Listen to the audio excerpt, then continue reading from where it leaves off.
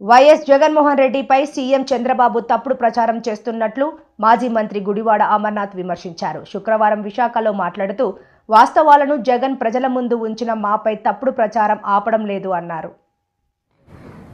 ఏ రకంగా వారు అవినీతి ఆరోపణలు చేస్తూ వారు చేస్తున్నటువంటి దుష్ప్రచారం ఒక మోడస్ ఆపరెండిగా కొనసాగిస్తున్నటువంటి సందర్భాల్లో ఇప్పటికీ కూడా దాన్ని కొనసాగించేటువంటి ప్రయత్నంలో భాగంగా గడిచినటువంటి వారం రోజులుగా అదానీ సంస్థతో రాష్ట్ర ప్రభుత్వం ఆ రోజు వైఎస్ఆర్ కాంగ్రెస్ పార్టీ ప్రభుత్వం ఏదో ఒప్పందం చేసుకున్నటువంటి దానికి అదానీ దగ్గర మేము లంచాలు తీసుకున్నట్టు, దానికి సంబంధించి ఎక్కడో అమెరికా లాంటి దేశంలో ఎక్కడో ఎవరో ఆరోపణ చేస్తే దాని మీద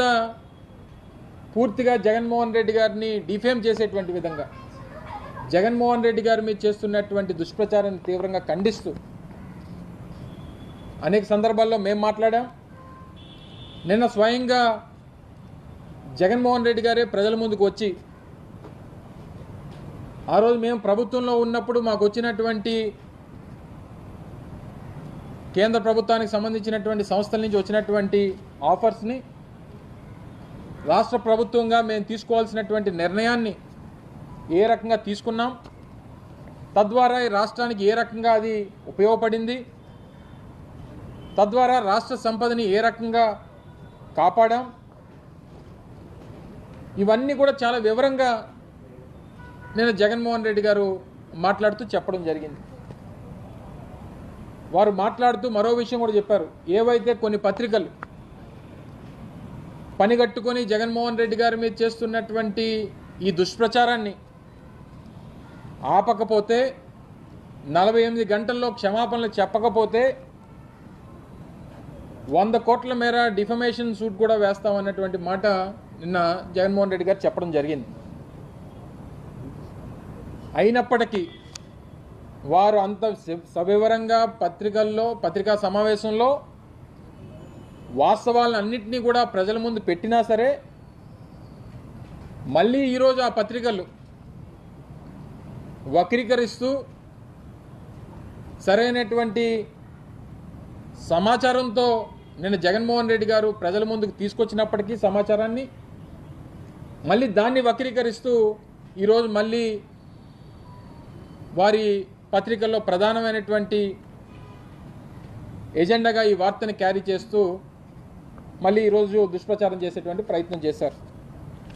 అయితే నిన్న వారు మాట్లాడినటువంటి మాటలకి ఇది చంద్రబాబు నాయుడు గారు అలాగే తెలుగుదేశం పార్టీ గెజెట్ పేపర్లు మేము ఇప్పుడు కాదు అనేక సంవత్సరాలుగా మేము పార్టీ పెట్టినటువంటి నాటి నుండి జగన్మోహన్ రెడ్డి గారు కాంగ్రెస్ పార్టీని విడిచి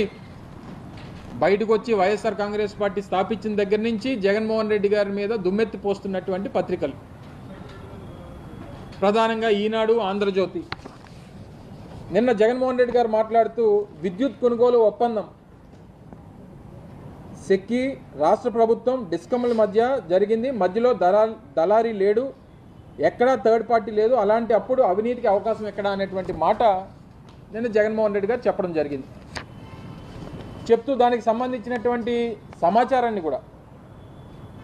వారు చూపిస్తూ ఇది solar energy corporation of India అంటే సెక్కి అనేటువంటి కేంద్ర ప్రభుత్వానికి సంబంధించినటువంటి సంస్థ సెప్టెంబర్ 15, 2021 సంవత్సరంలో రాష్ట్ర ప్రభుత్వానికి విద్యుత్ కొనుగోలు విషయంలో ₹2.49 యూనిట్ ధరని కేటాయిస్తూ మీరు కొనుగోలు చేసుకునేటువంటి దానికి ఇది మంచి అవకాశం అనేటువంటి విషయాన్ని చెప్తూ ఆ రోజు అప్పుడున్నటువంటి మా ప్రభుత్వాన్ని, ఆ రోజు మేము చేస్తున్నటువంటి కార్యక్రమాలని వారు కీర్తిస్తూ ఇచ్చినటువంటి ఒక ఆఫర్ 6400 మెగావాట్లకు సంబంధించి ₹2.49 కిలోవాట్ పర్ అవర్ ఆ రేట్ని మెన్షన్ చేస్తూ వారు ఇచ్చినటువంటి ఆఫర్. ఈ ఈనాడు, ఆంధ్రజ్యోతి మొన్న పత్రికల్లో ఏం రాసినాయి, సెప్టెంబర్ 15వ తారీఖున లేఖ వస్తే 24 గంటలు గడవక ముందే వారితో ఒప్పందం చేసుకున్నాం అనేటువంటి ఒక తప్పుడు ప్రచారాన్ని మా ప్రభుత్వం మీద మా పార్టీ మీద చేశారు. సెప్టెంబర్ 15వ తారీఖున లెటర్ రావడం వాస్తవం. సెప్టెంబర్ 16వ తారీఖున ఆ రోజు కేబినెట్ సమావేశం ఉండడం వాస్తవం. ఆ రోజు వచ్చినటువంటి ముందు రోజు వచ్చినటువంటి లేఖని మరుసటి రోజు జరిగినటువంటి కేబినెట్ సమావేశంలో దాన్ని టేబుల్ ఎజెండాగా తీసుకొని వచ్చి ఇలాగా మనకి కేంద్ర ప్రభుత్వ సంస్థ నుంచి ఒక ఆఫర్ వచ్చింది, ఇది మంచి ఆఫర్గా ఉంది, సో దీని మీద కౌన్సిల్ ఆఫ్ మినిస్టర్స్గా మనం ఒక నిర్ణయం తీసుకోవాలి, తీసుకునే ముందు సంబంధించినటువంటి అధికారులతో ఒక అధ్యయనం చేయించి అధ్యయనంలో ఏదైతే లోటుపాట్లు ఉన్నాయో ఆ లోటుపాట్లన్నీ కూడా చూసిన తర్వాత దీని మీద నిర్ణయం తీసుకుందామని చెప్పి ఒక కమిటీని సంబంధించినటువంటి అధికారులందరినీ కూడా దీని మీద అధ్యయనం చేయమని చెప్పినటువంటి